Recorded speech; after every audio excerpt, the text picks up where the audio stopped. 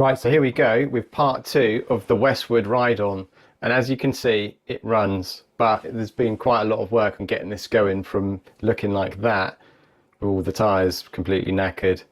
I pulled off the back end, kind of like tidied up the rust as much as I could. This was never going to be used as a actual mower. I needed it as like a tractor. So this was the rear that we kind of brushed all the rust off, put some red oxide on, and then some red hammerite paint that roughly matched the colour of the Westwood. Tyres in the front were replaced. The ones on the back, the chevrons, I've got replacement chevrons. There they are. I couldn't get them on. I could get the front ones on, but not the rear, so I took it to a garage.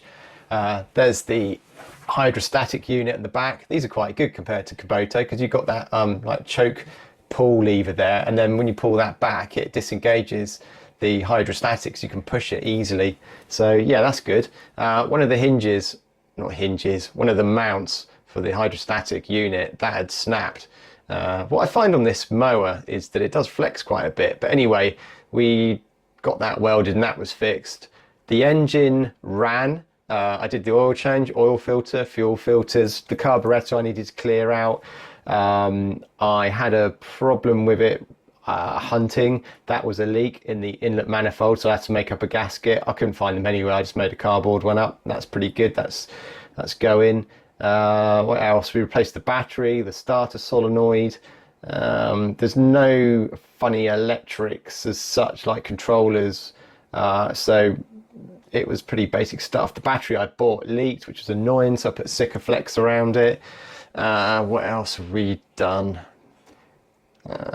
I will show you a bit later on the video. Actually, it's probably a bit better because there's quite a lot of stuff to remember. Those brackets are part of the hydrostatic securing to the chassis. Again, I just scrubbed them down, red oxide and painted black. One of these had been already welded before, and the other one was one that snapped. So yeah, we got one re-welded, cleaned them all both up, red oxide and painted, so they're good to go. But yeah, it is weird how much this ride-on does flex, but the chassis is really, it is thin metal compared to Kubota. But yeah, the fuel filter, as you know in the previous video if you watched it, that old one was well rusty, so yeah, we got that changed. The oil was pretty nasty stuff. The air filter was new, so that was all good. Yeah, there is still a bit more work to do on this on the front end, just clearing up the rust, but we're not, you know, matching paint and doing all that kind of stuff. This is just purely practical, so removing the rust as best as I can and then just painting. That is the process for all of this. Yeah, so, and then this is it. This is where I've got to today, literally. It's working. We've got the chevron tyres on there. It's good. It's good. What's there left to do? I need to kind of adjust the hydrostatic a bit so I can get a bit more speed going forwards. So sacrifice a bit back and yeah, a bit more speed going forwards. But yeah, there it is. I've got the bull bar on the back, and I've got an old trailer, which I hook on, tipping trailer. That is dead handy for chucking loads of stuff in and getting rid of things. So yeah, it's cool. There is a bit of hydrostatic whine in this video. It might be because over winter we did use it for towing bodyboards around the paddock when it was like snowing and icy, and I think it overheated, so I need to chuck some more oil in. I've added a horn. I think that's a good idea. If you're in a corner of a paddock or a field or something and you have an accident and you haven't got your phone or you can't make a phone call, just hold your finger on the horn, or in this case it's just a switch where the old clutch used to be for engaging the deck band. I've now connected that up to the horn. We got some reinforcing strap metalwork and bolt, you can see it just underneath the battery. Obviously the fuel filter doesn't record hours, this thing, so I've just put the date on it. I did change, to be honest, I did change the ignition switch. My old ignition switch wasn't marked up with all the different locations and what it does kind of thing, so I gave it my best shot, got it wrong, and it killed, basically burnt out the diodes on the engine kill. So I had to just get some new diodes. You can get a whole new cable, but I just replaced the diodes. This bit here in the back, now in the winter when it overheated, it just spewed the gearbox hydrostatic oil out. So I've connected up a pipe now and used an old two-stroke mixing bottle to kind of stop that if it does boil over again. I think that's why it's making the noise. I need to top up the fluid. But I believe these probably used to come with an expansion bottle tank.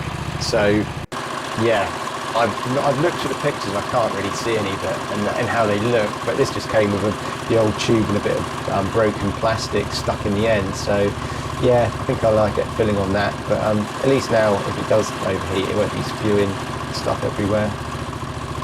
This is the tow hitch bull bar I put on the back. It's quite low down, but it was already in place and I thought that'd do. We'll just keep that as it is. And there we go, that just lifts up like so. Did need to enlarge in the hole to get the bull bar bit on. So yeah, that's a good feature. Now the seat, I kind of took the fabric off, took the trimming edge off and bought some new trimming edge, and then again I just cleaned up the rust on the inside of the seat and the outside and painted it red and some black paint. You can see some of the primer stuff, the red oxide's still there, but I don't really care. And I had to replace the bolts because they were just rusted solid. So before, the seat would just work its way back slowly, but now yeah, it's locked in place, which is good all the way forward. That's what I prefer. So that's nice. Got the springs, they all work well. The suspension part, so a bit of a demo of the trailer. Nice tipping trailer.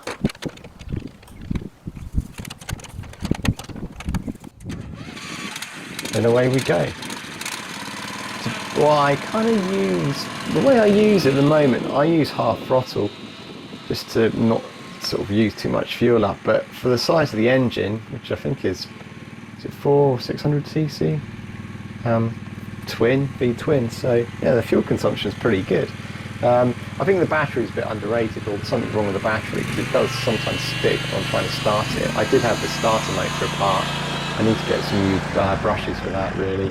That's probably a good job to do. So yeah, anyway, that's the update of the Westwood. Hope you liked watching this, and I'll catch you on another video. Thanks for watching. Bye.